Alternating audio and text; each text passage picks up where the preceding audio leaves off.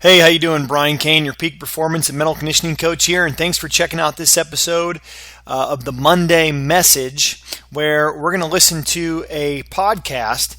It's the Baseball Tonight podcast from ESPN with Buster Olney, who happens to be from Vermont, and he's interviewing David Price, talking about the mental game of baseball. You're going to hear David, who I had a chance to get to know in 2007 working with Vanderbilt Baseball. You're going to get to hear him talk about how and when to slow the game down, why you must stay in control of your emotions when pitching, the importance of pitching with tempo, what separates guys at the AAA level and the Major League level, and then guys that make it to the big leagues and the guys that everybody knows. What happens to pitchers under stress, the importance, or maybe the lack thereof, time between pitches. How to silence critics who don't know what the heck they're talking about. Mental imagery and replaying the pitches you just threw. A key part of David's Friday pregame routine at Vandy that he took with him all the way to the big leagues. The importance of knowing what your body language is saying at all times. How to read hitters' body language pitch to pitch. And what may be the greatest closer in the history of Major League Baseball, Mariano Rivera, believes about pitching with emotion. Let's take a listen. And again, I encourage you to check out Buster Olney's Baseball Tonight podcast. The link to that will be below. You can also check out my podcast in iTunes by searching the Brian Cain Peak Performance podcast. I listen to Buster Olney's podcast as well as my own and others while driving in my car. You can also get more information on the mental game of baseball to develop the mental toughness like David Price talks about here by visiting briancain.com. Let's join Buster Olney and David Price.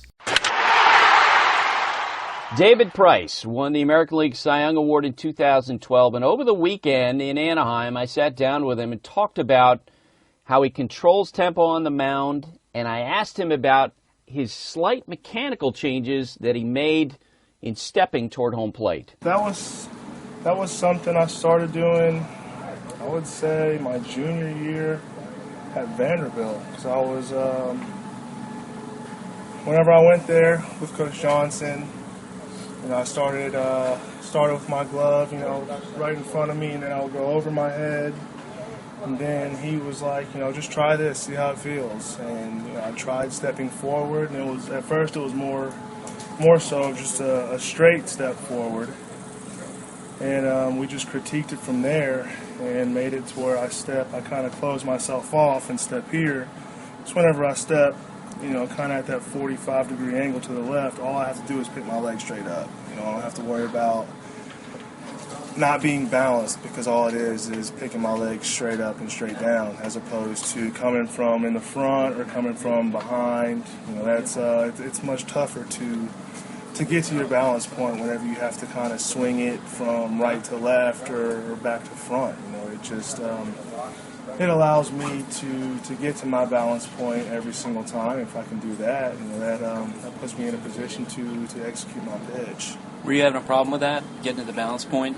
Was that the reason why you got to that conversation? Yeah, absolutely. I think for a pitcher, that's the most important thing is getting to that balance point. Because if you're just a little bit off, just a millisecond, or you're slightly leaning back or to the right or to the left or forward, that's going to alter your throw. And that little bit of an alter right there can, you're trying to go in, it might make you miss middle, or you're going to miss 6 inches inside.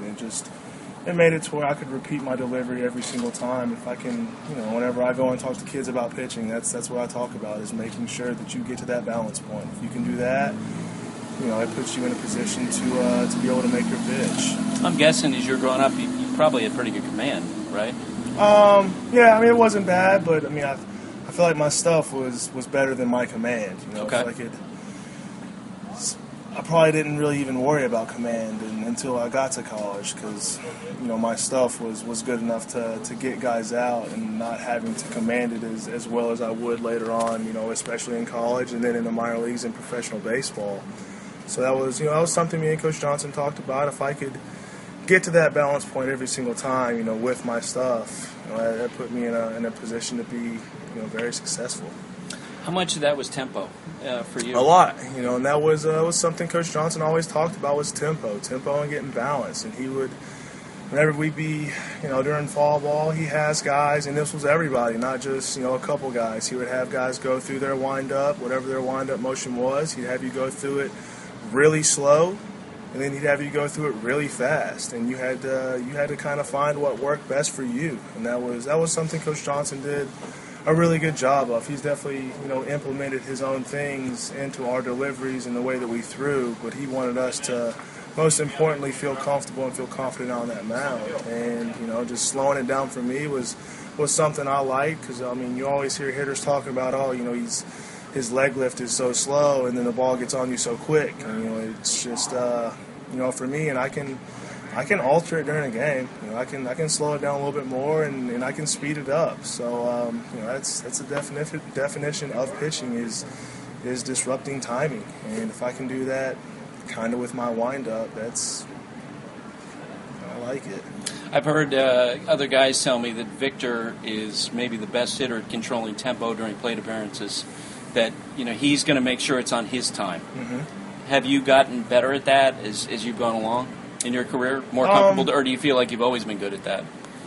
Yeah, I feel like I've definitely gotten better at that, and that's something you always hear about growing up. Is the great players always have that ability to be able to slow the game down, and with the new rules, it makes it a little bit tougher for hitters to slow the game down whenever they're hitting, because they have to stay in the box, and the routine might have been changed around a little bit because of that. But he definitely does a good job of controlling that tempo throughout his at bat.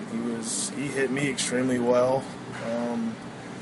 That could have been part of it. You're standing on that mound and you're ready to pitch, and he's going through his routine. You're like, all right, come on, man, let's go. And it's usually for you the other way around. Absolutely. So, that's part of it. This game starts and stops with pitching, but when Victor's hitting, it kind of reverses. Do you ever look at those numbers and fan graphs with the pace between pitches? No.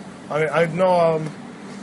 In Oakland, 4 days ago, my first 4 innings, I know I was a lot slower in between pitches, because I wasn't commanding the ball the way that I needed to. I wasn't executing the way that I thought that I should have, and I had runners in scoring position and runners on base, and I wanted to slow that game down because I knew I needed to focus in and make a pitch. And then in my last 3 innings, I know I retired at least 10 in a row, there from the 4th inning on, and I was a lot quicker in those last because 3. you had it. Because I figured it out, and I found it, and things were going good, and I was 0-2, 1-2 the entire time, and that's when I get the ball and I'm right back on the rubber. Whenever I'm 2-0, 2-1, the first 4 innings before, I got to be able to slow it down. You can't just get out there and quick pitch and spin out of control, because these hitters, they're too good. And, there's a lot of lineups in baseball that when they see that pitcher starting to spin out of control and losing on the mound, they're just going to let you dig yourself into a hole, and that's when you give up those really big innings. You've always been able to feel like you can do that and be cognizant of the tempo? It's something that I've definitely gotten better at. It's something that we worked on at Vanderbilt. We had some mental coaches come in with Brian Cain, and I worked with Ken Ravizza. He was in Tampa a couple times, and it was just something that we always talked about. It was that mental part of the game is what separates that big leaguer from the AAA guy, or the average big leaguer from the guy that people look up to. And it's tough to do. It is, because once you're out there and your heart starts beating hard, and your breath kind of gets a little bit shorter, and you start seeing stars sometimes, and you got to be able to slow that game down, because if you don't, you're not going to be out there very much longer. You want to know where you rank among all pitchers? Sure. Time between pitches? I'm sure I'm last. Yeah. Where's my time of game? 20.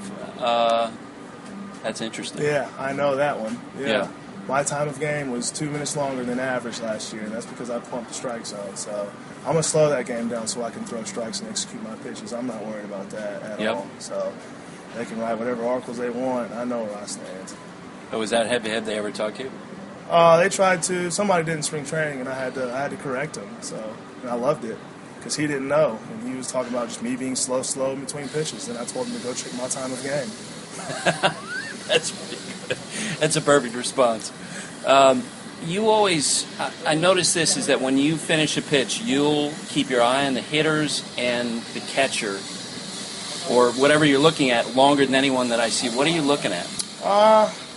One, I'm probably replaying the pitch in my head to kind of see what I see from that hitter. Because I don't go to pitchers meetings. I don't go over scouting reports. I don't look at that stuff. You know what? That hitter's going to tell me all I need to know. That's what I thought you were looking at. Right. Is his finish and his body language, right. his reaction. He's going to tell me what I need to know, and I just watch that guy. You know, if I can pay attention to him, that's something me and Coach Johnson would always do during on Friday. Whatever starter is pitching that day, you go out and sit in the dugout and you watch the opposing team. Take BP. You look at where their hands are. You look at where they are in the box, whether they're open, whether they're closed. Where a hitter stands in the box, it's kind of going to tell you what they're trying to do and what pitch they can really handle, and whether their hands start real high and they come down. If they do that, they can't get to a pitch above their belt, and stuff like that. If the guy's hands start low and they stay low, he's going to be able to handle that low pitch and stuff like that. So that's just being a student of the game. And I've had some really good coaches, and I've paid attention, and that stuff benefits you. So it's almost like you're watching the hitter unwrap from a swing, or the way his physical reaction to the pitch, where it is. Pitch, everything. Whenever he takes a pitch and it's a called strike, and he's like, all right, and they nod their head, I'm like, all right, so he saw that pitch. He sees that pitch, pretty well. Just because he took it for strike one, that doesn't mean anything to me, really. And I like it whenever they get that strike call, they're like, all right, yeah, I see that pitch, and it lets me know a lot. Rivera, when I covered Rivera, he absolutely believed in the idea you show nothing when you're on the mound. It always bothered him when he would see young pitchers. You try not to show something along those same lines. Absolutely. That's part of maturation. I'm sure whenever I was younger, you get out there and you're so intense and you have just so much adrenaline running through you. You gotta be able to stay right here. When things are going good, when things are going bad, you can't change, because when stuff starts going bad and your body language changes on that mound, that opposing team, they love it. I don't love seeing it. The opposing pitcher. Whenever but you that can happens, see it. But you can see it, and whenever that happens, it fires up the opposing bench, because they're like, all right, this guy he's spinning out of control, or just whatever's going on. It can definitely hurt you, and it's something you kind of have to learn. And I've talked to a bunch of young guys about it, especially whenever I was in Tampa, and just got to be able to control your emotions, because if you can do that, you can stay even keel whenever it's going good or whenever it's going bad. One, your teammates are going to respect you that much more, and two, it's going to help you in the long run.